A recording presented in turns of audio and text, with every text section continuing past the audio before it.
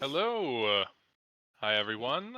Welcome to our first panel of AuFiCon. Uh, how's everybody doing tonight?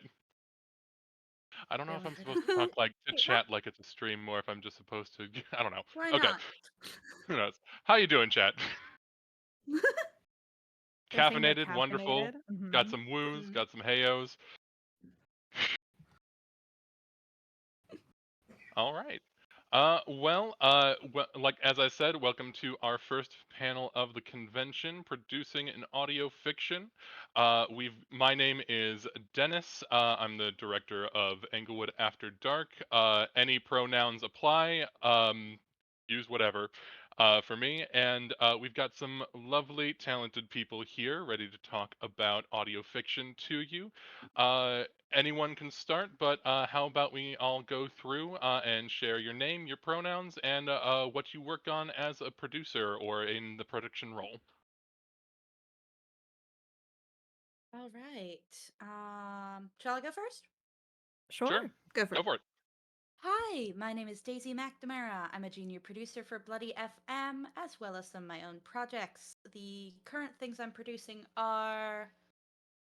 Okay, we'll run through it quickly. SCP Archives, The Gospel of Haven, Waterlogged, Eeler's Choice, Poe Evermore, and Nightmare Soup. I think that's everything that's going right now. Woo. I can go next. Hello, my name is Tatiana Gefter, also known as Tot in online spaces. My pronouns are she, they. I am the writer and producer of the solo TTRPG actual play / audio drama Soul Operator. Okay. I'll go, I guess. Hi, I'm Mhm. Hannah. I'm the producer for Eggwood After Dark. My pronouns are she, her, and I feel underqualified to be here right now, thanks to Daisy's amazing list. We always But feel all hi. the time. If it helps, no one knows. Uh, we're all simultaneously under and exactly as qualified to be here as we should be. Exactly. Yeah. Uh, my name is Anna Stein. My pronouns are she, her, or he, him. And I am the creator of Before the Tone and the co-creator for A Somewhat Peculiar Frog. That's a great Which is a name. Can I fantastic level? name. Yeah, You I know, was Like about to that's say. cool. just instantly, what am I getting into? I need to watch this right Right? now. Yeah, awesome guys. Let's start with the basics here. So what drew you guys to audio drama and audio fiction in the first place? Let's go in reverse order now. So let's start with Anna. Yeah, I got into audio drama in as a listener in 2020 in the pandemic. And there had been a while where my sibling had recommended Night Vale, and I was like, no, I don't like horror. Um, I am now a big horror fan. But it finally got me to try it out, and I realized, oh, this is great. This is really good. And I was I think it was around when I got into the Magnus archives that I realized, oh, the found footage format has so much potential to do stuff with, and I'd had an old idea about writing a book as phone transcripts, and I realized, oh, that would be killer in audio, and then it's something I could actually make, and so I was able to combine that concept, and I was in a creative writing group at the time, and so I was able to get them to hold me accountable to actually start writing my show. So that's my origin story. Getting people to hold you accountable is extremely important when making an audio drama. Real. Yep. Tatiana, I think you were second to last time. So yeah, reversing order. How about yourself? No, it was Hannah. It was Hannah. It was me. It It was was? You Hannah. forgot Oh, I'm about so me. sorry. I'm already failing. I can't believe It's okay. He forgets about me because we are best friends. Therefore, I'm an extension of him and don't exist. Literally played D&D this morning. Yeah. Sorry. Yeah. Hi. I got into audio drama and production based on the fact that at the time that I pitched the idea to Dennis, hi Dennis, and our Hi. friend Alex, I was doing the scripting portion of my creative writing masters. And as I was working on scripts for that, I was kind of like, oh God, I feel like I could do this and have fun with it. I've like listened to other audio dramas and I see that it is like a medium that is like so fun to get into because it has like at the same time a low barrier to entry and a high barrier to entry. I guess we could talk about that a bit later. Like the idea of like doing something audio only has this like tactileness to it where you can sort of access it from wherever you are. And I was writing anyway, so I pitched it to my two friends as like, hey, do you guys want to work on a thing together? And I have been their motivation ever since, pushing them. Hey, Dennis. Yeah, no, like I said, keeping accountable is very important. Hannah is very good at that. She is very good at all the scheduling stuff. And for the record, I did not forget you. I just don't know how to count. Um, We've all anyway, been there. moving on. Now it's Tatiana, me. this time, yeah. Yeah. So I also got into audio drama during the pandemic. I, like many others, started listening to the Magnus archives, but I originally got into it because I had been scrolling through TikTok as many people do, and I saw someone had used an audio clip from Magnus for an animatic of some sort, and I was like, "Oh, this sounds really cool. I wonder what this is." And I think I had heard of it just very tangentially in the past, but in listening to it, I realized what a phenomenal medium for horror, specifically audio drama, is.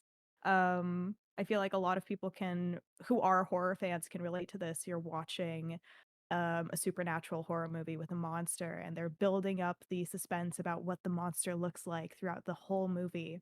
And then you finally get the reveal, and it's just so disappointing because Mm-hmm. whatever you can come up with in your own head based on context clues, 9 times out of 10 is going to be more terrifying than anything I could put in front of you on screen. Uh, but I started with voice acting first. I got cast in the Department of Variances Somewhere, Ohio. That was my first ever gig. I got into the space a little bit more, started talking to more people, and I started realizing, kind of like Hannah said, talking later about barriers of entry, that the barrier of entry for audio drama is very low. Um, and I was really into solo TTRPGs and RPGs in general, and it sort of gave me an opportunity to use a medium that I had fallen in love with to showcase other content that I really, really loved. So that's kind of how I got into it. All right, awesome. And Daisy, how about you? Okay, I'm gonna give the short version of this because it's very convoluted. Got interested in audio drama when I was working as a dishwasher on campus. This is back in 2019. God,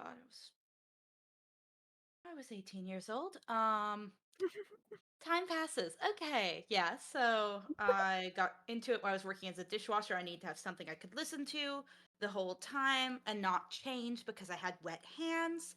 Got into that. Started delving into more horror. Found The White Fault. Found Magnus. Found SCP Archives.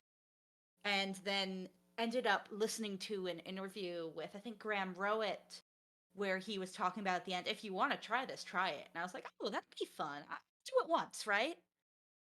And they happened to be opening casting at that time. And I auditioned, I got in, I started to hang out with the other cast. It was super fun.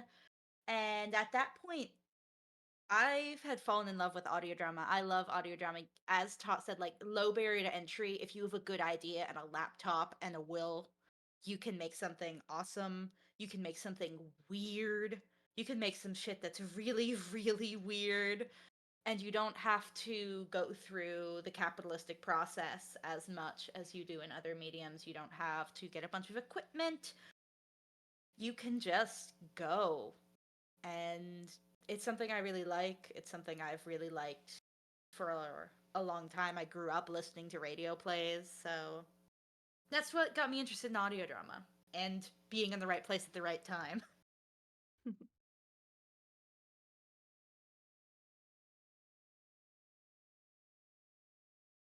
Ominous silence. Oh my god, I accidentally muted myself. Things are going I horribly. knew you had, which is why I said ominous silence. Oh, darling. Oh my god. Anyways, yeah, no, I think that's a good jumping off point for the next kind of topic, which is uh you're a new creator, you're making an audio drama, you're just starting out. Like, what would you guys would say is like the starting point, or what is like the first thing you focus on when taking on that kind of project? And are we doing this in order again, or are we just jumping in? Let's go with Hannah because I still feel guilty. Okay.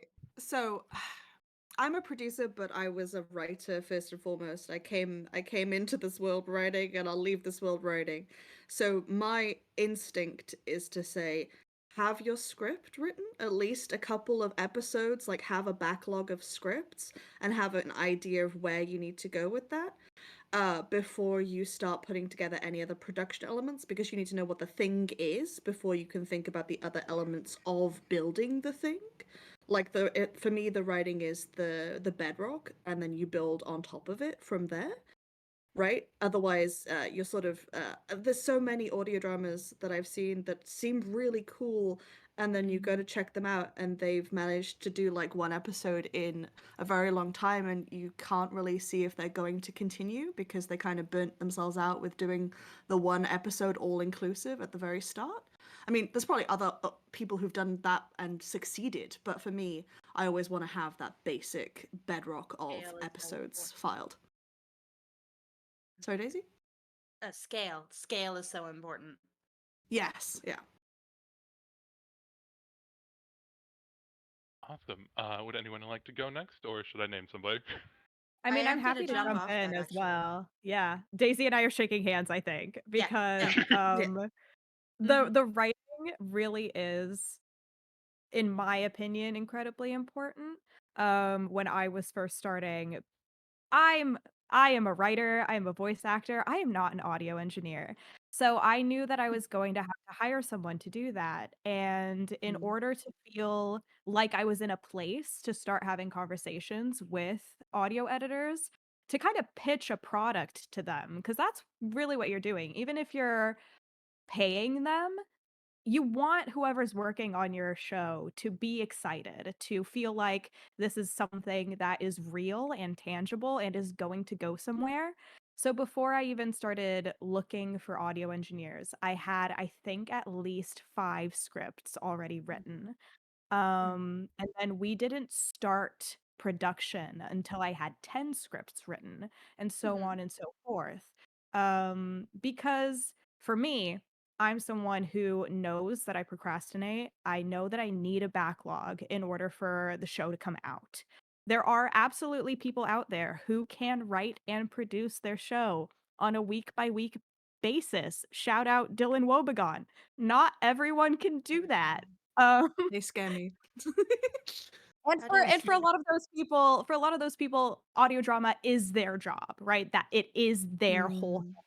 But if you're someone who's doing this on the side, who's in school or has a full-time job, has kids, having enough time to give yourself a bit of a breather, a bit of time to prepare yourself, I think is so, so important. So totally on it with Hannah there. I would actually take it even further back. Before script, even. What I do, at least, when I've got an idea for a project, is I sit down and I will outline the plot, roughly, just to figure out how many episodes I need. And then I go in and I figure out, what do I think I'm going to need? Once I have the scripts, I'll know exactly what I need for casting. But what is my format? Am I trying to make money off this? Am I doing this for fun? That'll change the way I write it. Getting all the logistics in the way, building my spreadsheet of when I think things should be done, what I want my turnarounds to be so I can hit my dates. Even something as simple as, am I sticking narrated or am I sticking with a full cast, because that'll change the way I cast. And if I'm trying to make a for-profit production, my budget. All of that stuff I like to have down early, and then I can talk to, if I'm going to work with anybody, like if this is going to be a solo thing or I'm going to work with someone. Like Lou and I of Eeler's Choice just sat down and hashed out, what are we going to do? How big is it going to be? What is our scale? And then wrote it up before we started talking to actors. So we knew exactly what we needed. The importance of Right, spreadsheets yeah. cannot be understated. Oh God, I Sorry, live Anna. on them. For sure. I have And like, easily dozens. Over a weekend, yes, Lou, in the chat. Thank you.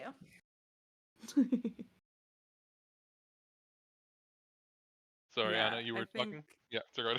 Oh, I did. Oh, I'm done now. sorry. Yeah, we're all gonna talk over each other because that's the nature It's of fine. anything done online. But yeah, I kind of wanted to continue off of what was being said about picking your scale early on and really getting a sense of like, where do you want, what type of podcast are you going to make? I really do feel like you have two sort of broad options in audio drama, where you can either say, I'm making something limited in scale.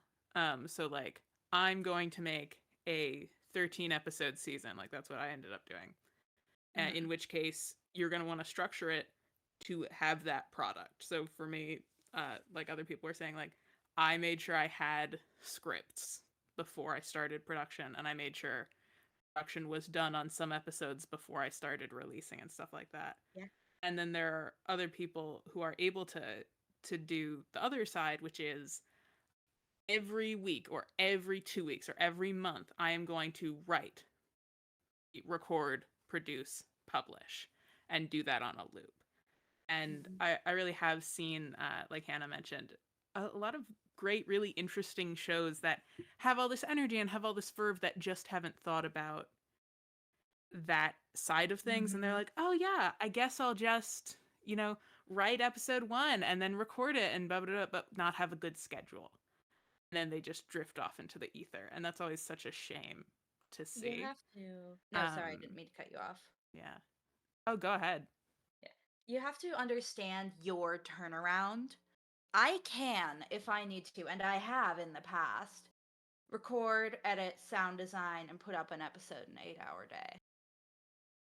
That will wipe me the fuck out, and I can't do it sustainably. But I can do that if I have to. But if I want to enjoy my life, like a week, maybe 2 weeks.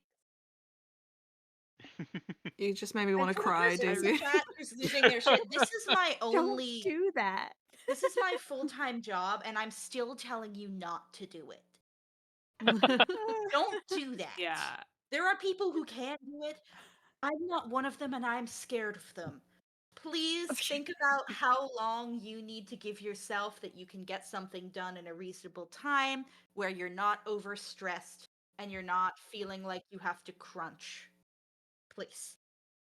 For your own safety. Rest is extremely important. Oh, it's so And important. also, yeah, and also before we move on, we got a question from chat here from Adorable Door. Awesome name, by the way. What do you actually put in the spreadsheets? So what kind of spreadsheets do you guys find useful that you have during your production? Oh, everything. Scheduling is the big one. Mm-hmm. There are folks who will put somebody, I don't remember who it is who writes the script in the spreadsheet. That's a madman. Nathan? Might be Nathan. You can work out Nathan storage budgets. paper? Yeah, again, this is like something I heard from somebody else.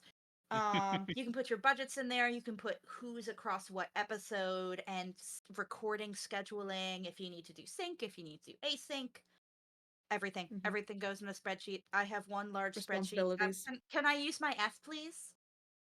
Yes. Sure. Yes, Go I do for have it. it. one Use spreadsheet your one. labeled where the fuck is everyone, where I have everyone who's on my team across different shows and what they're assigned at and what status it's on across 5 shows.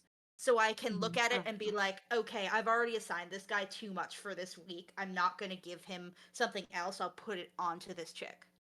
And then she can handle it and he won't be more crunched. Yeah, I mean, I definitely yeah. don't think I have as many spreadsheets as Daisy does. But that's again, it all depends on what works for you as a producer and what's going to work best for your team. So I just see the question in chat. Do you mind sharing a template of the spreadsheet on Discord? I know I would hesitate to give a template because I'm like, I don't. What works for me may very well not work for you. Like I have a spreadsheet that's absolutely a list of the cast's name, their characters' names, and then what episodes that they're in, what the projected production schedule is going to be with buffers. And even when I'm casting, we use a spreadsheet within the casting process. So there's different levels at which you can use spreadsheets. You don't have to use spreadsheets, but it is helpful for some of us here. Yeah, I think I will also the boiled down. endorse the. Oh, sorry. Oh, go ahead. No, you're good. Okay. I will also endorse if you, like me, don't like the formatting in things like Excel. I really like just using tables in my documents. I have a really lot of tables, and then I can sort of mix and match with the rest of the formatting. I also highly endorse putting at the top of every one of your scripts after you're done writing them a little table that lists out the characters who are in it, and that way Dramatis when you Personae. get Yeah. when you get at the end and you're trying to figure out, oh dang, which document has this person so that I can reference it, you can just click on it and it's at the top. Fade-In gives you a cast report with the characters and the amount of words they have, and or lines, which is great. Ooh. Recommend it. Yeah, as somebody who produces for a team of 3 people who all have ADHD, spreadsheets, when you boil them down to the bare essentials, are a series of deadlines for people who really struggle to deal without having deadlines. If you say, I'm going to make this in the next month, no, you aren't. If you say, I'm going to make this by February 28th, yes, you will. All right. Do we have anything else to say about spreadsheets, or shall we move on? This isn't about spreadsheets, but I wanted to sort of take a step back to something I think you had brought up, Daisy, about understanding your own capabilities and like your own speed and stuff like that for understanding scale. Point, I'm going to highly recommend, even as you're working on a bigger project, if that's what you want to do, or a medium level project, doing something like hubris. I don't know if any of you guys are hubris Oh yes, participants. I've done things like that. Yeah, We want to it's explain to the chat what hubris is. yeah. So Hubris is a 24-hour podcast challenge, and it's an anthology. So every round we get a theme, and you can sign up for different roles in the process. So like you can sign up to be a writer, you can sign up to be an actor, or a director, or an audio engineer, and then you get 24 hours over the course of a weekend to do every single step of creating a single episode to that theme. And doing that gave me, like, I think that was the first time I voice acted. And it gave me so much better sense of, oh, this is how long it takes if I'm going to record synchronous. This is how long it takes if I'm going to record asynchronous. This is the level of commitment if I want to direct. This is the level of commitment if I want to write or script edit and stuff like that. And it really, those kinds of like incredibly quick turnaround, like low commitment, but like small in scale projects are immensely helpful for understanding really how much you can get done in a certain amount of time and whether or not you want to get that done that fast or not.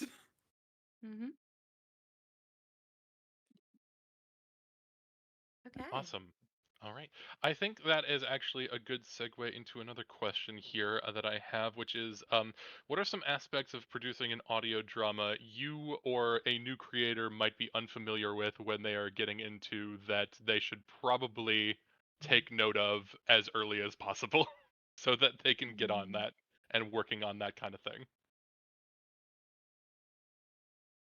Because, like, I'm trying everybody, to come up with something that yeah, isn't super everybody, granular. yeah. Yeah, Because, like, I think there's audio design like and that, oh, sorry, go ahead. I think there's a couple different things that you want to, let's say, get comfortable with kind of right from the jump. If you are producing a show and there are other people involved, you have to get very comfortable with holding those people accountable.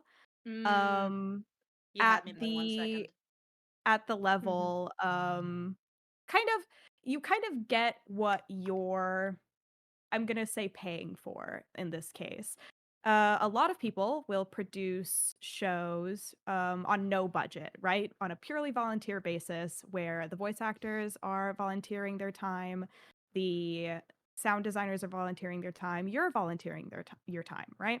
And so you might feel as though because people are doing this work for free, that you don't have the right to kind of hold them to account. But if someone's made a commitment to a project, the kind of bare minimum that you can ask from them is communication. Mm, Um, Ensuring that they know what the expectations are, that kind of everyone is on the same page when it comes to the schedule. And if someone does have to bow out for whatever reason, that they feel comfortable to tell you that. So you have to be comfortable communicating with people if you are choosing to make a show that involves other people, which you don't have to. Um, or if you are hiring people, if you're paying people, or if you're being paid, you there is a lot of responsibility that comes with that, because at that point money is on the line. If you're not doing your job as a producer, then you're, kind of just being bad at your job. If you have paid someone to voice act and they're not voice acting, then you need to take the necessary steps in order to find a solution, or you need to recast them. I think, as much as we'd like to think that production is all fun, there are hard elements to it, and you have to be mentally prepared from the beginning to have to make executive decisions, which can be mm-hmm. very difficult for some people. It's not for everyone, and that's okay.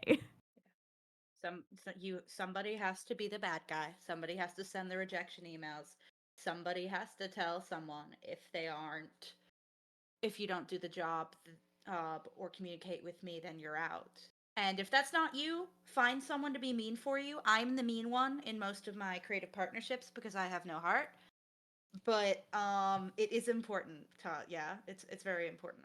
I agree with you on that.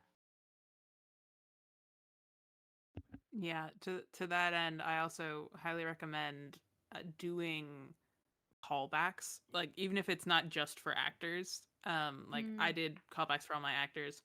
For one of them, someone who was like, I picked 2 to 3 potentials for each role, um, and one of them didn't show up. And it's like, okay, I have There learned you go. something about this person.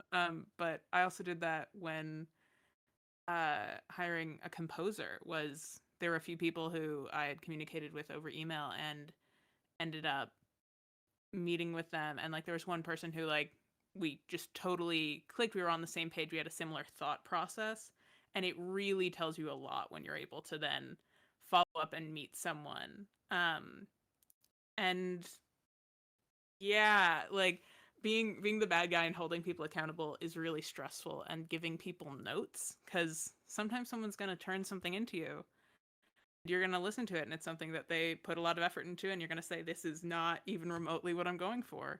And you have to sort of learn how to be direct without being rude, and learn how to be clear in your instructions. And I definitely feel there was a big learning curve over the course of my show, of learning to give notes so that I wasn't just like, yeah, it's great, let's move Um, but yeah, communication absolutely key. You can be flexible and you can be really nice, but you also have to be professional and keep in mind that you know, if you want to get a product, and like for me, I know my goal with Before the Tone was I want to publish an audio drama. My goal was not I want to publish the best.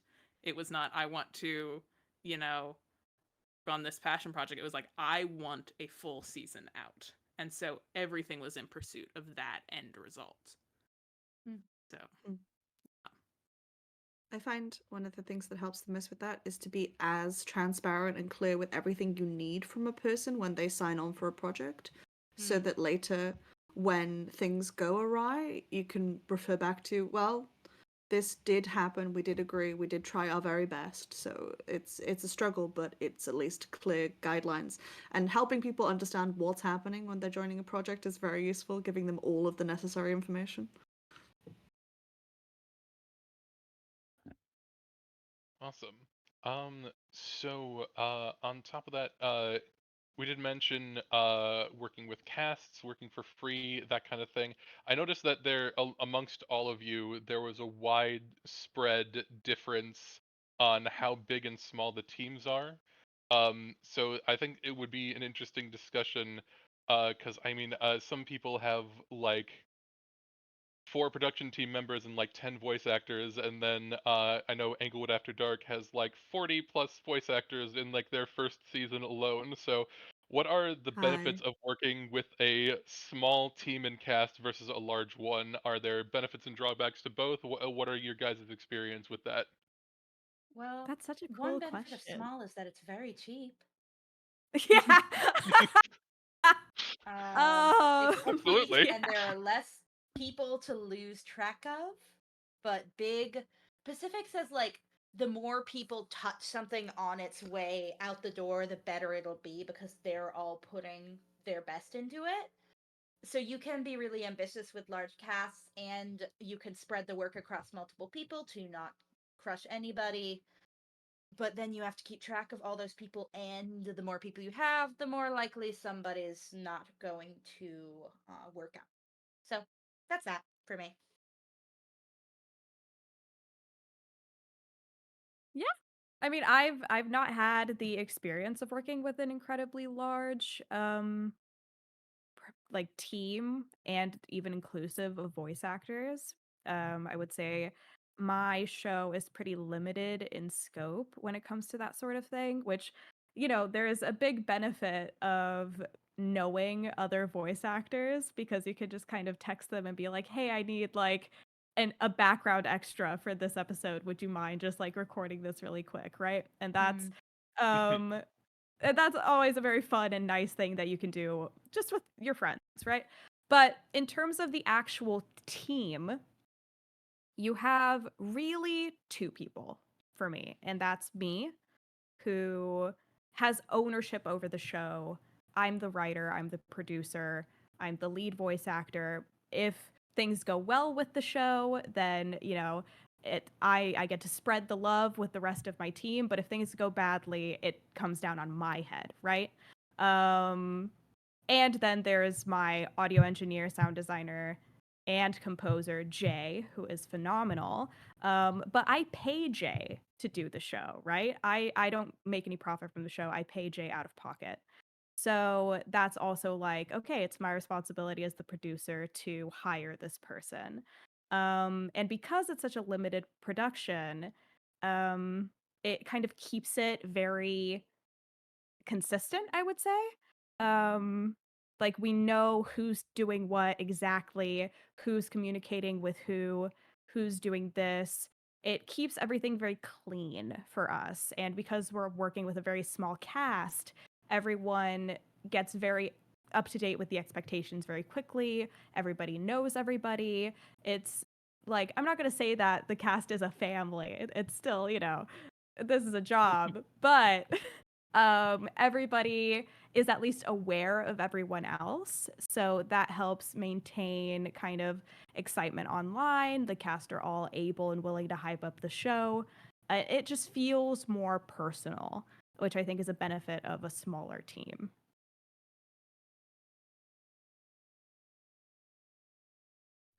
Hi. Yeah. We did a silly thing. Um, so our crew is like 3 people. It's me, it's Dennis, and it's Alex. Alex is our sound cryptid. Dennis and I co-write. I produce, Dennis directs. So that itself is very small and very easy to work with, like Tatiana said. Like the sort of like everybody knows their parts and we sort of move in cohesion. Our voice actors for season 1, lots of our voice actors are small parts. So we have a lot of voice actors who have like maybe 5 or 6 lines in the series, which is why the cast sounds huge. It's just we cast different people for each different part. For some people, it's like their first voice role and they're killing it. And that's always really nice to do with like a big cast, is that sometimes you get to pull people in who've never done this before, and it's like their gateway to audio dramas. And you get to see that excitement from them as they realize, oh, this is a real thing that I'm doing, and that's really lovely. But for season 2, our cast is like half the size of our season 1 cast, like 20 people. We did what's the word? Consolidate our number of people working with us. Yeah, that's a good word also. sorry, that's mean. I'm joking. No, you're okay, Daisy. It is one of those things, like, it worked out really well for us. Honestly, we didn't have a single voice actor flake out. We didn't have a single person stop talking to us. We didn't have any problems with our cast, which now, from hearing from other people in the space, is an incredible miracle, and I will forever be grateful to everyone who worked with us on season 1 for being so cool, so consistent, so ready to do pickups, so on the ball, so there with us in that moment. Because apparently you're all magical phoenixes who we somehow found. So thank you so much. I think one thing, I think it was Stacey brought this up, is like price is definitely going to be a factor. Like I have how many voice actors do I have? I want to say I have like 8. Sounds correct. And like I'm the main voice actor, and I don't have to pay me.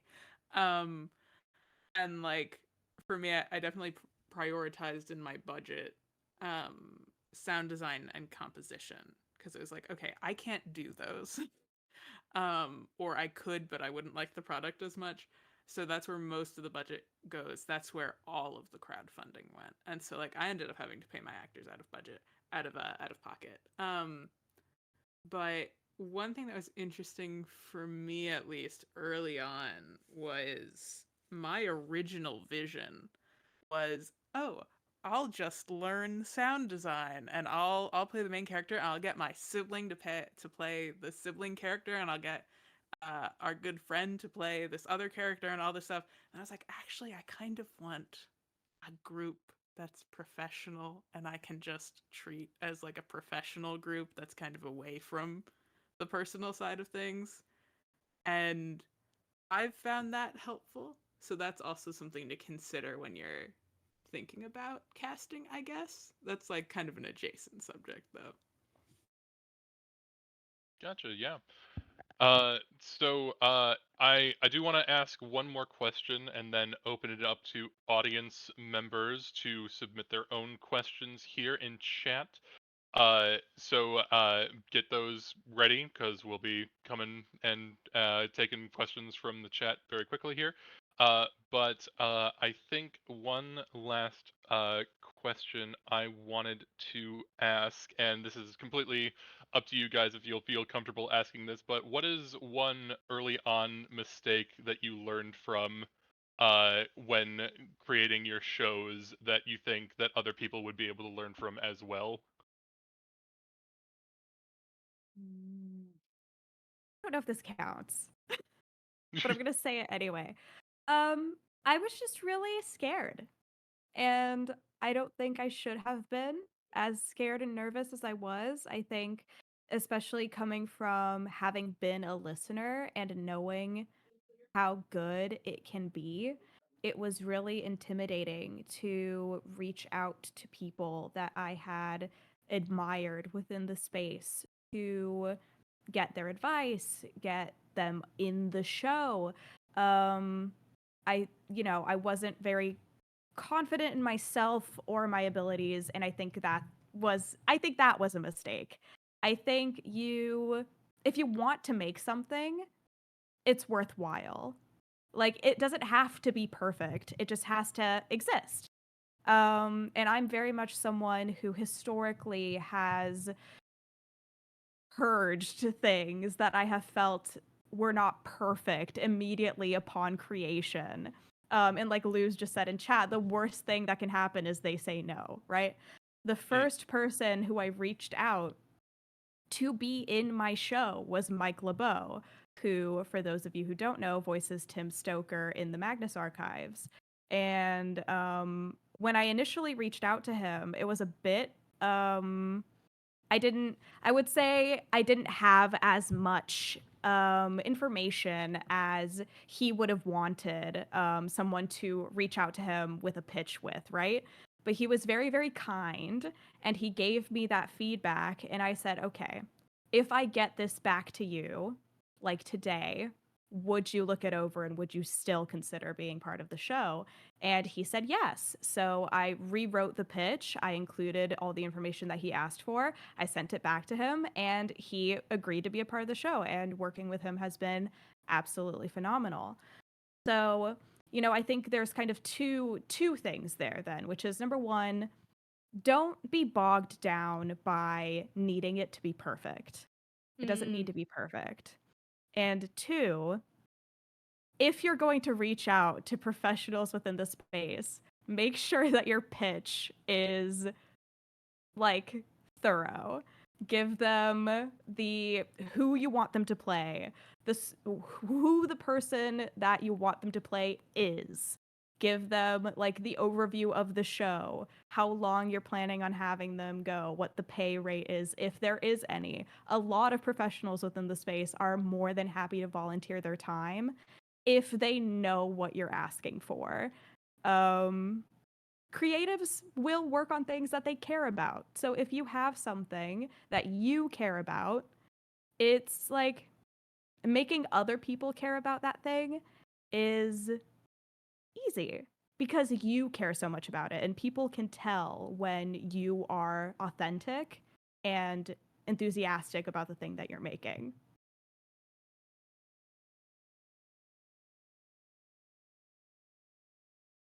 I've been trying to think. And that was very well said, Todd, because I agree with you on that of just, have the information, be ready to do it scared, believe in yourself a little bit because imposter syndrome's a bitch. I think for me, it's actually a little bit related of I didn't think I could lean on my collaborators nearly as much. I have to do everything myself. I have to do this. This is my problem to deal with. And I've never really talked about this. When I was making the first season of Ealer's Choice, I had just graduated from college. I was in a really bad housing situation and I was in a bad health situation. And I remember apologizing to Lou for that. And Lou, who is a very, very kind person, giving me the very nice talk of you don't have to apologize for not being invincible because we're making this together. So that's my mistake that I made early on, is thinking that I had to be everything instead of being like, you know what, I can't do this part, or I can't do this right now. Can you help me?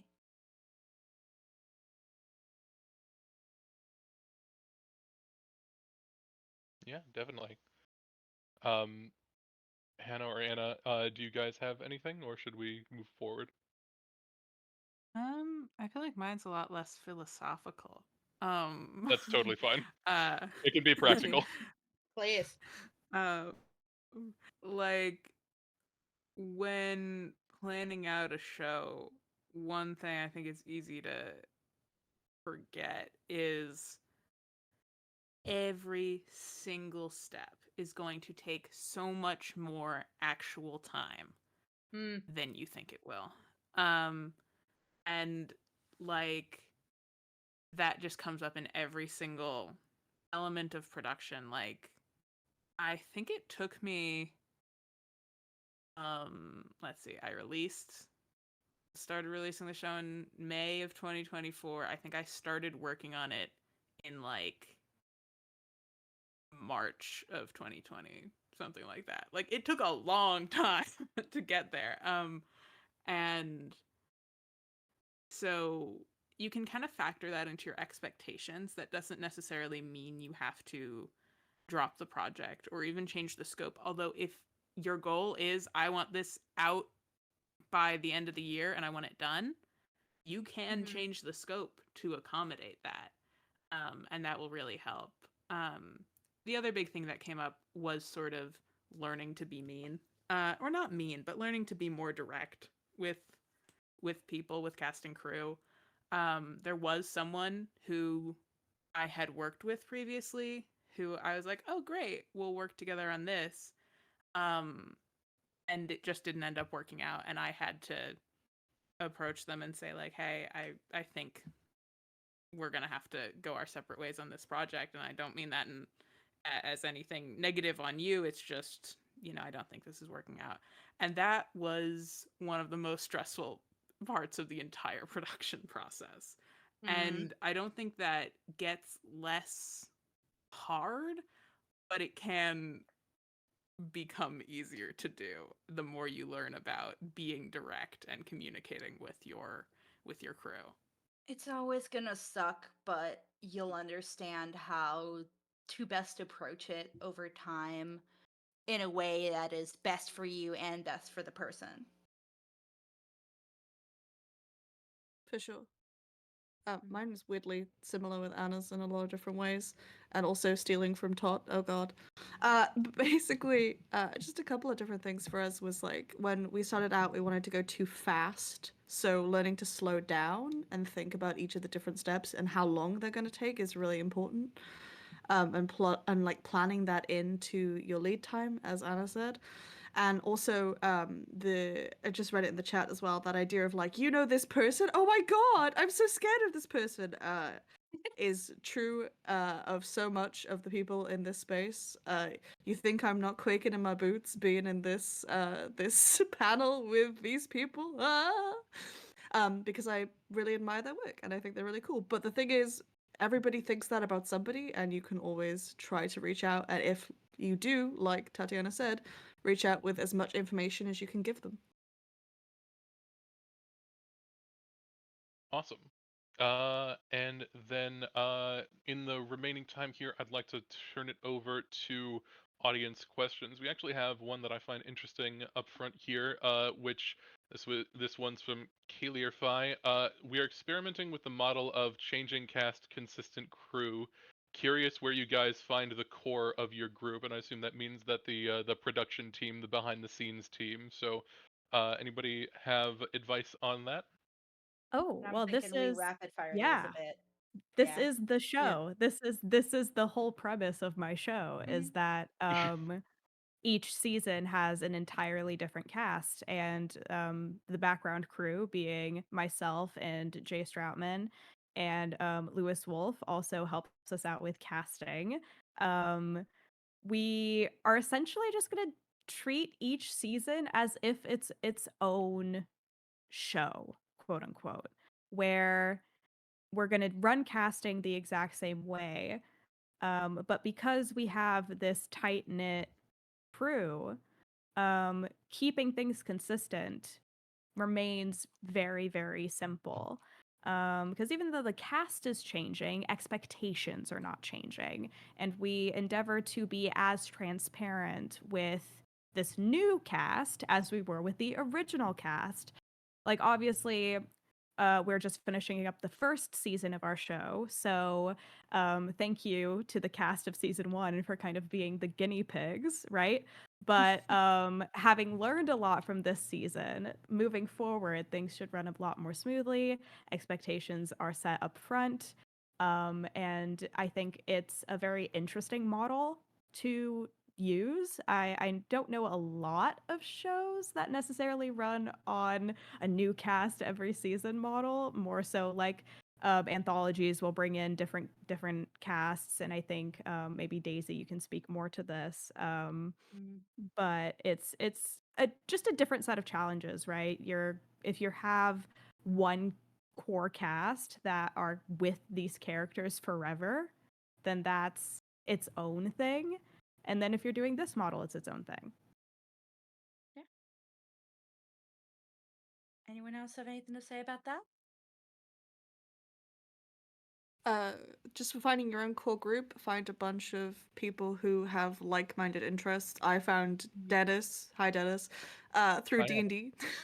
Knew he had a background in writing and knew he wanted to make something, and I was like, hey, you want to make a thing? Finding people who are like-minded than you is easier than you think, but also more difficult than you think. Just by searching around creative spaces, 9 times out of 10, you'll find somebody willing to help. I have a kind of nitty gritty thing to add on that, which is like literally, where do you find these people? And that is, for my sound designer, I reached out directly. So that was someone I specifically contacted, Katie Seaton. She's fantastic. Same. Yeah, she had worked on a show I loved, The Hidden People. And so I emailed her. I emailed a couple people asking about rates before I went with Katie.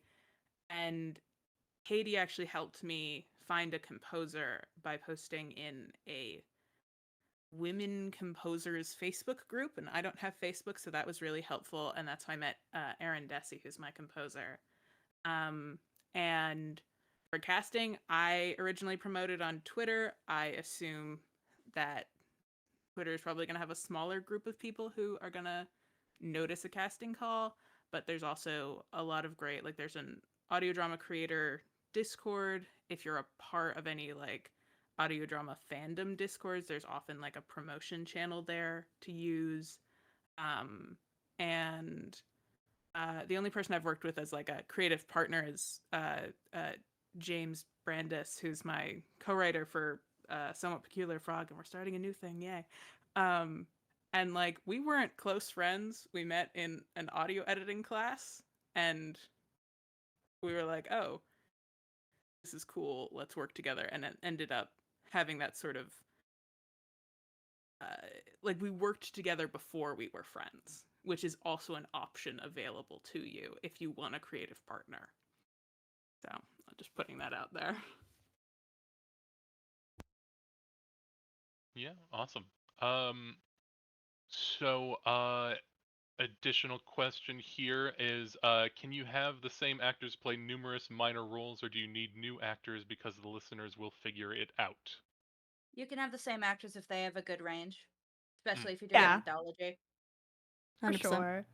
mm. Especially if it's background, you just have someone put on a slightly different voice, you're golden. Yep. What's next? Let's see. What's the absolute minimum in terms of tools and equipment needed to make a decent quality audio drama? Laptop, Blue Snowball, Audacity. Or Reaper. Yeah. Also free. It's I real good. prefer Or Reaper also free. Oh yeah, Reaper is like Yeah. free-ish. I prefer Yeah, Reaper. Reaper costs $60 after a month of using it, but it's worth it. It's real cool. And it's also like, what do you mean by decent, right? If you're making it in your closet, because it's like, yes, there's a minimum amount of tools, right? But you also have to put in the time to learn how to sound design. You have to put in the time to learn how to do vocal cutting. So it's not so much that the bar of entry is high because of equipment, because like Daisy said, Blue Snowball, laptop, Audacity, you can do it. It's just the time that you then have to put in to make something quality. I'm Yeah. actually interested in one of these questions I think we skipped over, which is the how do you bottle your passion and give it to others? Because Ooh. I'm gonna say something controversial. You don't have to. If You don't have to. you can, and I think it's a good idea to at least like what you're doing, but here's the secret. I've made entire seasons of shows I didn't like. You're not going to be able to tell which ones because I'm good at my job. And because a show not being for my personal type of show doesn't mean it's a bad show. Mm-hmm. But Oh yeah. I have strong opinions, and I'll keep it quick because we're getting on time.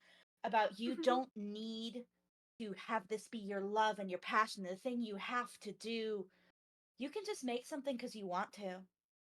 Mm-hmm. And something that you make because you want to, or even something you make because it pays your rent, is not less valuable to you or to the listener. That's all I have to say about that. Preach. Mm-hmm. You know, there's definitely something to be said by working on something from motivation and working on something from discipline. I think discipline is more consistent and then allows you to work on a greater number of projects, even if it isn't like your baby.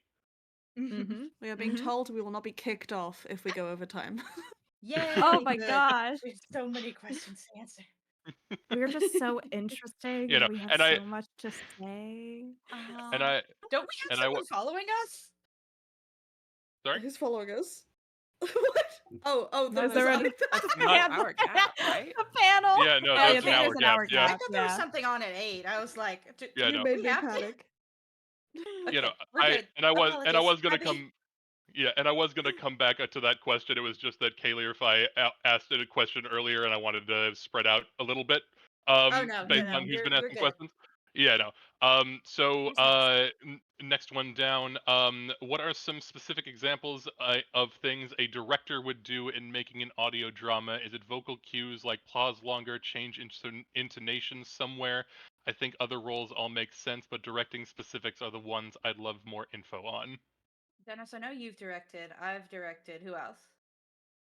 I've directed. I mean, I think we've all directed I in have some as well. Yeah. capacity. Mm-hmm. The All the right, so diff we can all the go. question is like I know some of us do live directing versus asynchronous Mm. directing. So do people want Hmm. to speak to the differences there? Live async. I honestly, for the most part, I'll put in direction cues of I want this emotion here, and I Mm-hmm. trust my actors. I can trust my actors. I know my actors, and I know what they're going to give me when I give them a certain script. I've been working with Mm-hmm. these people for 5 years. Mhm. Synchronous, I don't go too in depth with pause longer, change intonation, all that stuff. It's just I just like emotion. I'm like, can you be angrier? Can you Mm-hmm. be more upset? Or I want you to think about it like this. Like this is your motivation in this moment. Mm. That's what I do. Mm-hmm. Yeah, stuff like pause longer as well can come out in the dialogue edit. Like if you want to Yeah. change the way that somebody says something, you can always do that in the Mm. dialogue edit. I don't do it too often because often actors make good choices, but sometimes you're like that pause too long or that pause didn't really happen. I need it to exist. But for the most part, it is, as Daisy said, a matter of like performance. Like this needs to be angrier. You are angrier in this moment. This needs to be calmer, building to a later peak of anger. So can we start at more of like a 50 than 100? Mm-hmm. Mm-hmm. But yeah. You know, I think a good tip is actually, especially when you need that big bombastic line, have them go to 100. You're not going to use the 100% take, but it'll at least shake off the nerves so that they're comfortable Mm-hmm. yelling or crying or whatever they need to do. Mm-hmm. Yeah. And yeah, there are also like different sorry if I'm jumping in here, but just No, the feel free. one yeah. Yeah. Um I asked you to. yeah, thank you. So also we we did two different things with directing with season 1, and now we're doing a different thing with season 2 and we're trying that out. Season 1 we ended up making like personalized scripts for everybody each episode, explaining like people's internal monologues throughout the entire scene, and that Mm-hmm. resulted in us not really needing to do a ton of pickups. Were most of our pickups were having to correct pronunciation, or if the audio was crackly or something, it was much more technical issues or pronunciation guides than anything else there as a result of just putting in a lot of description beforehand. This time around, we are doing a more so we've given everybody a character bible. This is what your character Mm-hmm. acts Mm-hmm. like. This is what they're going through in throughout the season. And then we learned very quickly that we can very much trust our actors in most situations. Um, it's very rarely will we get a situation where the actor didn't get it. Uh, Mm-hmm.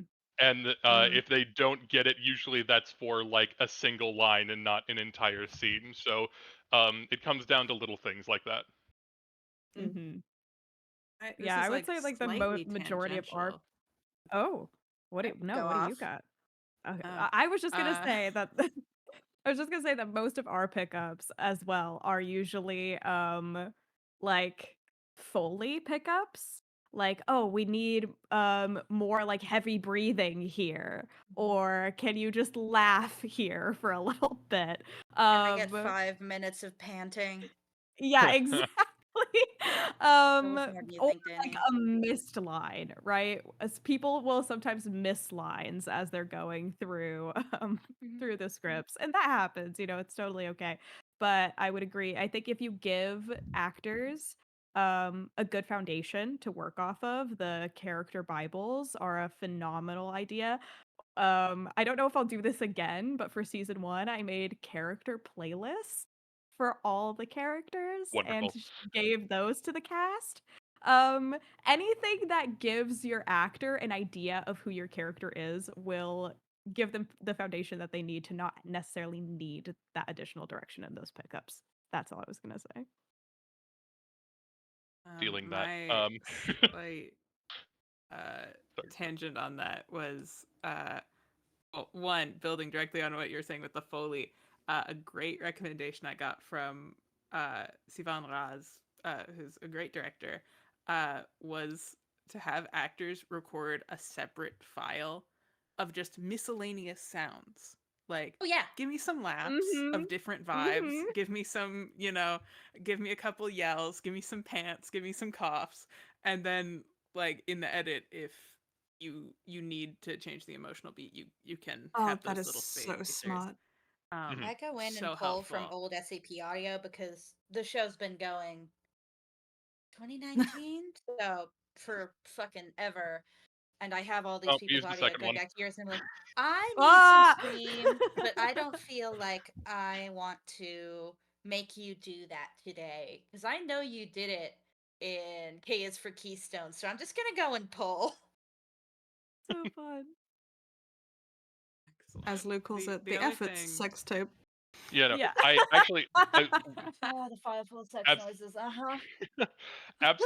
absolutely last thing, and I can put this under my own mistakes I will not repeat the second time. I come from the theater kid background. I'm sure a lot of us do. Um, and Mm. there was a tendency when I handed out personalized scripts to highlight the character's name for their lines. Mm. And as a result, that means that they were just looking for those, and a lot of people the first go around missed the efforts that they were supposed to do, Mm. Yeah. the laughing, You the have to put it panting, in the the line. yeah. Actors can't So, read. Yep. yep. No, unfortunate. We all know that actors are illiterate. I love you all. None of you will I read. love you all. Please read the flow. I write huge setting things. Please, please. No, I've definitely learned this season that I have to include the Foley like right there. They're not gonna read the lead up to the line. Which is Yeah, more of a no, they writer won't. thing. We're kind of straying away from production now, but like I'm here. It's in my brain. I think a lot of people, especially in audio drama, will do a lot of different hats. I think where like Mm-hmm. people will write and they'll direct as a combo, and this is something that has come up for me the most in uh, script editing for other people. Is I will look over someone's script and I will say, okay, you've written this, but you haven't put in any of the stage directions because you're thinking, oh, Yeah. it's, this isn't a stage play. Why do I need stage directions? Yeah. Mhm. And Your sound then, designer will thank you. like, yeah. So, like, all of my comments are like, okay, could read this line 3 different ways and get 3 completely different meanings. You have one meaning you want them to do, put it in the stage directions. and then that's taken care of before directing. Mm-hmm. Yeah. And then there is a question here which is I actually find interesting. So just what is a producer? Just whoever keeps all the pieces on the board, which I know producers wear a lot of different hats, so I would be interested to hear that answer. Yeah, what do each of us think is the right answer here? The term I'm used to using is showrunner, which Mhm. is Yeah. I take all the people and I make the show happen. So if I'm Mhm. building a show from the ground up, that means I choose my writer, my composer, my sound designer, my dialogue editor. I cast things, I send the emails, I make the schedules, I don't do as much of the social media management because I'm not good at it, and we have someone for that, and we have a marketing guy now, so I don't have to do that either. Thank God, love you, Matt. And I don't have to do the budgets as much because I normally get my set rate, and I'm like, oh, how much money am I allowed to spend on this? Okay, I go. Mhm. So yeah, the person who handles the logistics, the person who makes the show happen, the person who picks all the other people to do the work. Yeah. Yeah, Yeah. I can't I, disagree with that. Like that's yeah. a lot of the time as well, it comes down to the person who, when things go wrong, it's on their shoulders, and when things go right, it's also on their shoulders. So it's like it's a terrible double-edged sword when it comes to producing. Of like, you have to have all of your ducks in a row, and if you don't, it's you. You're the last. You're the last bastion of ducks being in rows. Yeah, it's always your problem. It's the thing. Yep, It's like exactly. you're the Problem There's is a fire. manager. That's on you. You're the Mm. manager at the retail store, and you have Yep. to make sure that all the The part employees about are being a manager opening is and closing. yeah. The worst part about being a manager is seeing a problem and going, "Oh, someone should deal with that." Ah, fuck, I'm Yeah, Oh no. someone. it's you. You're the one dealing with the problem. Mm-hmm.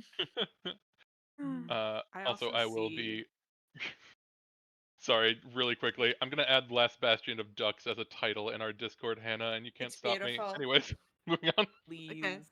Anna. What was Anna gonna say? Um, I was just gonna say something that comes up is that producer sometimes is used to mean showrunner, and sometimes producer is used to Mhm. mean audio engineer.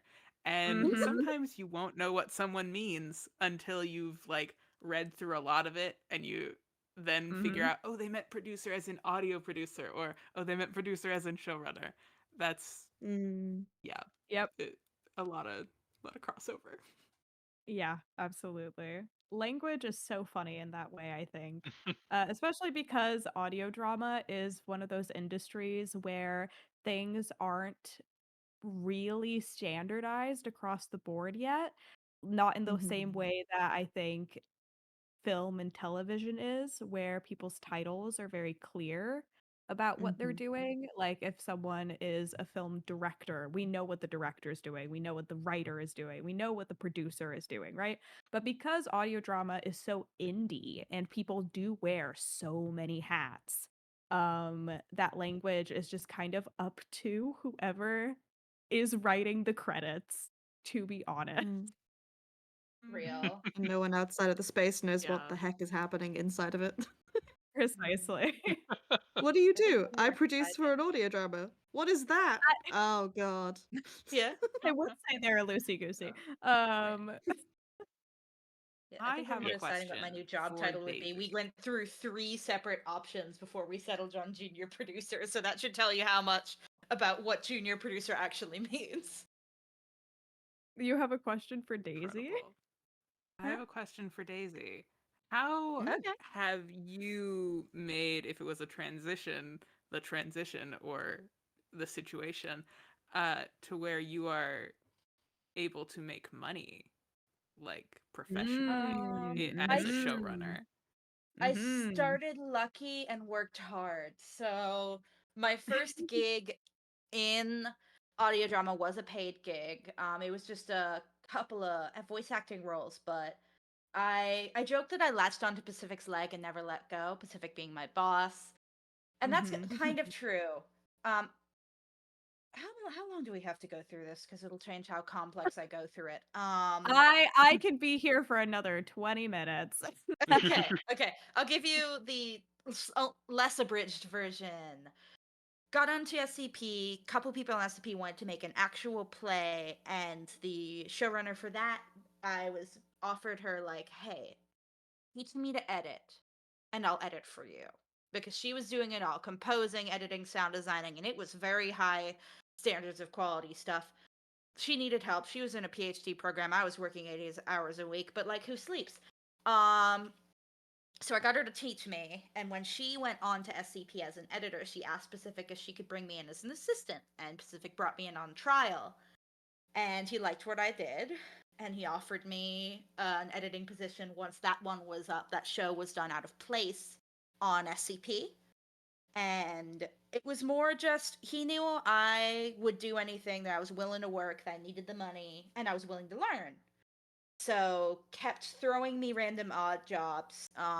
You're gonna edit this, okay. You're gonna sound design for this, okay. You're gonna do script formats, whatever you need, man. Keep the money coming. I was very poor. This was the year that I spent eating seaweed I pulled off the beach and stuff from the food bank. He knew I needed the cash. So he kept training me up until then I had the idea for Healer's Choice, and started working on Glue on that. Pacific liked the way I ran it, promoted me to showrun for SCP Archives, and then for Nightmare Soup. And then I got shit canned from my day job on no notice. I walked into the office at the end of the day, and they said, "Clear out your desk." And I say, "Oh, can I ask why?" And they said, "No, clear out your desk." And I called him and was like, "Hey, I just got fired on no notice." And he said, "How much money do you need to make?" And I told him, and he said, "Okay, you're gonna run 3 shows." And I did. And that's how it ended up working out for me, where I ended up doing this full time. It was not, and to some extent still is not, my first choice of career. I was trained as a marine biologist, but I'm disabled. I can't work standing up jobs until my legs get better. So it was good luck of being in the right place at the right time, and having kind people who are willing to throw me work and willing to train me, and working hard and being very good at things, because I am very good at things. So they wanted to keep giving me more work. So that's that. That's how it worked out. I'm gonna say this. I don't necessarily recommend it. Loving what Not you do necessarily is great. pathway. Is great until it's the only thing you do, and then suddenly sometimes you don't love it so much. Sometimes a job is a job, and there are parts of my job that I enjoy, and there are parts of my job that I despise, and it's exhausting, like any job is. Mm.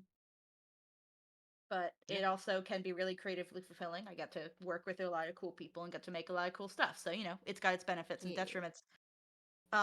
It is also a niche and incredibly unstable industry, and and day jobs are your friend, please. I want health insurance.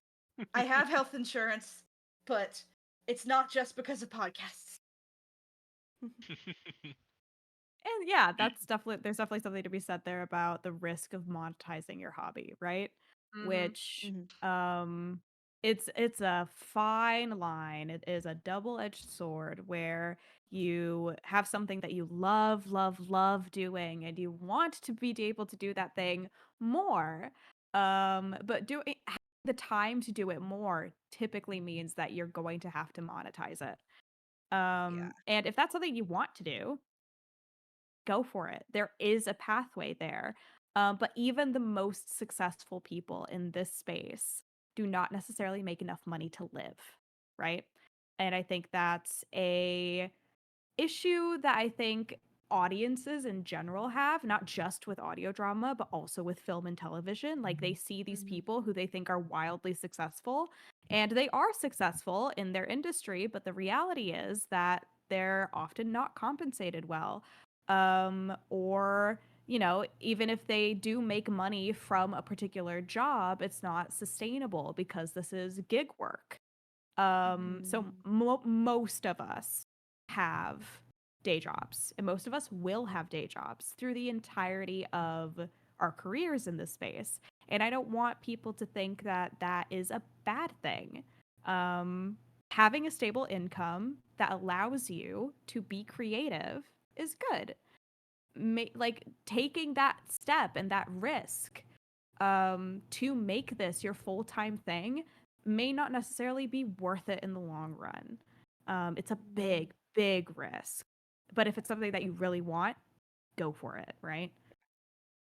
I'm one of the very few people I know who got this lucky. It worked out. It might work out for you. Have a backup plan.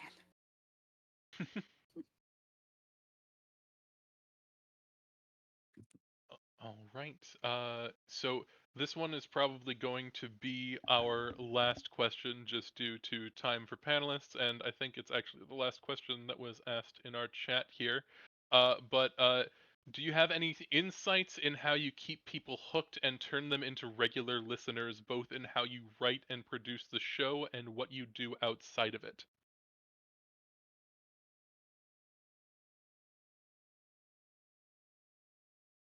Who wants to go first? Yeah, I'm waiting. The big question, I know. I just feel like I keep jumping in off the cuff and I want to give someone else a chance. I'm shaking hands with you, Daisy. I mean, okay, so for us, we're babies in this space. We've only been producing for like 3 months. So I'm just gonna put on my baby hat and say, we are doing a thing where we're just very consistent, same time every week, produce a thing, make it go. Little teaser trailer that we post on our socials, and then we have found luck on Tumblr with people enjoying our stuff and posting about it, spreading by word of mouth through Discords. The answer to how to get people to buy into your show and turn them into regular listeners is, in my opinion, consistency and a story that is enjoyable to continue to follow, which sounds very basic, but you'd be surprised by how difficult that can be. Yeah, no, I'm totally with you on that, where it's like just set your release schedule and sticking to it is so much of getting people to come back every week or every 2 weeks. Marketing isn't super often my problem. My go-to is to ask 3 people who I'm adjacent to. This is when William of the Hollywoods always gets an email from me anytime there's a new show. Love you, William. Thank you, William. Of love. Okay, let's do some cross promotions. Let's do some feed drops, but just keep making it consistently at good quality. Um, most of the shows I come to for Bloody FM, we already do have a dedicated listenership of Bloody FM listeners who are willing to give a whatever we next do a crack. Once you have people who like what you've made in the past, there will be some of them who like what you make and are willing to give it a shot because you're making it. So keep making good stuff and keep making it regularly. That's pretty much all I got there. Yeah. Yeah, I I can't mean, speak so much. yeah, what do Oh, you got? What sorry. do you have? No, you go, go, Um, go. okay. I can't speak so much to the consistency level because um, I, I don't really see a lot of feedback about the show online. I would love to see some feedback about the show online. If you've listened to Before the Tone, please tell me. Tell me that you listened.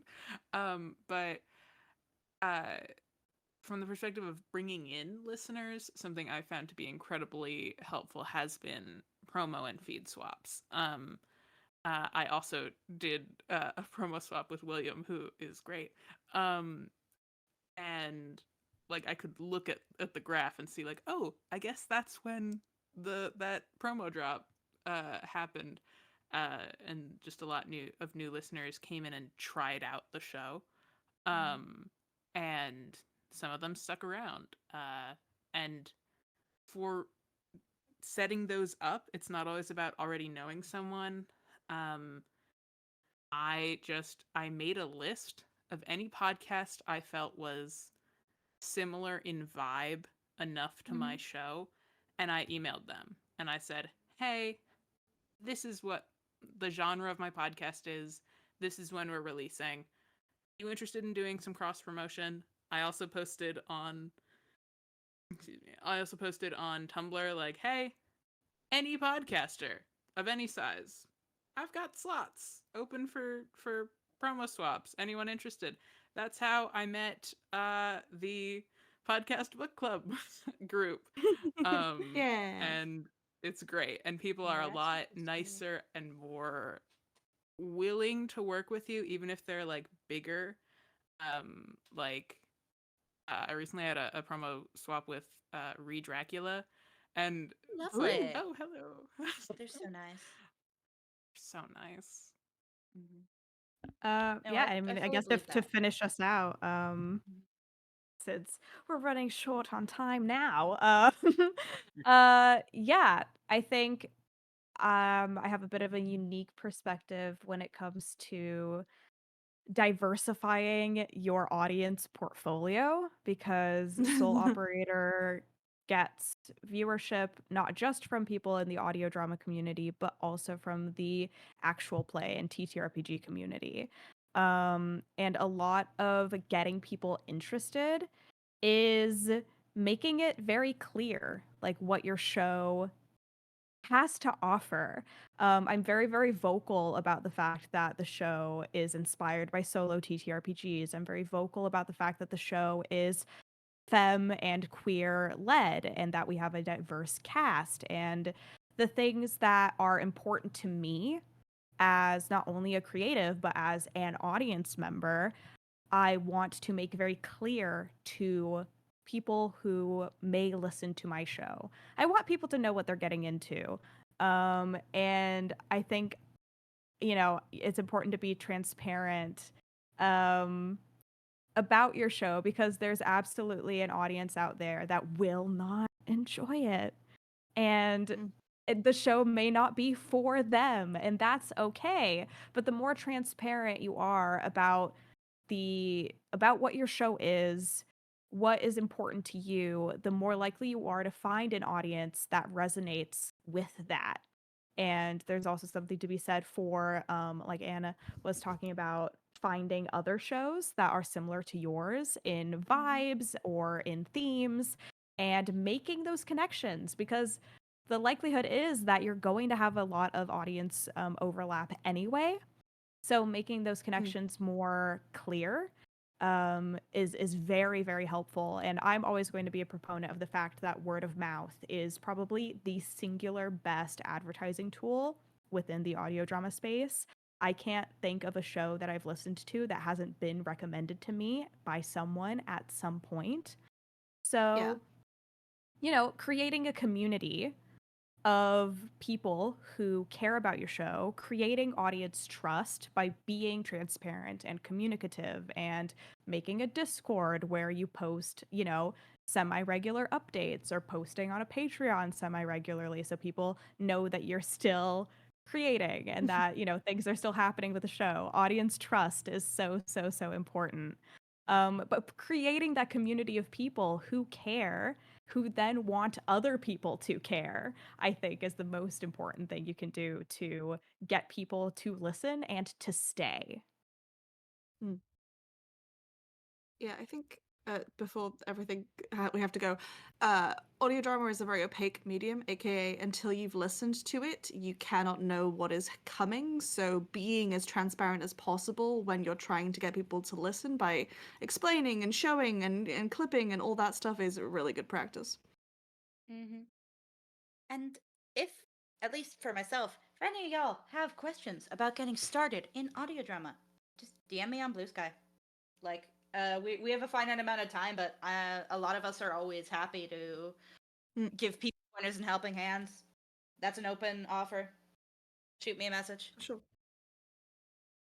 Yep, absolutely. All right. Awesome. Well, thank you all for your time today. This was Thank awesome you. to host. So we're gonna cut things off here, but you can join us in the convention voice channel in the podcast book club, and also be sure to visit our artist alley because we actually have an artist alley. Um, But aside from that, thank you all for joining me today. This was fun. Yeah. Thank you very Yeah, much. thank you as And thank you everyone well. who tuned in. Thank Yeah. you. There are a bunch of other panels, so be sure to listen Oh, in on those as well. absolutely Um, check the schedule. there's so Mm-hmm. many cool people. You'll hear Daisy and myself on another panel together at 3 a.m. PST on February You'll 2nd. 6 a.m. for me. You'll also hear me and Anna on a panel together as well, because we're always in the same place. So, we'll split in Yes. half and meet up again If later. you liked When if you shall liked we what find Todd meet was again? saying about horror in audio earlier, there's a whole panel about it, and me and Hannah are going to talk about it. Yeah, I'm so excited. But yeah, thank y'all very much. Mhm. Take care, everyone. Bye bye. Bye.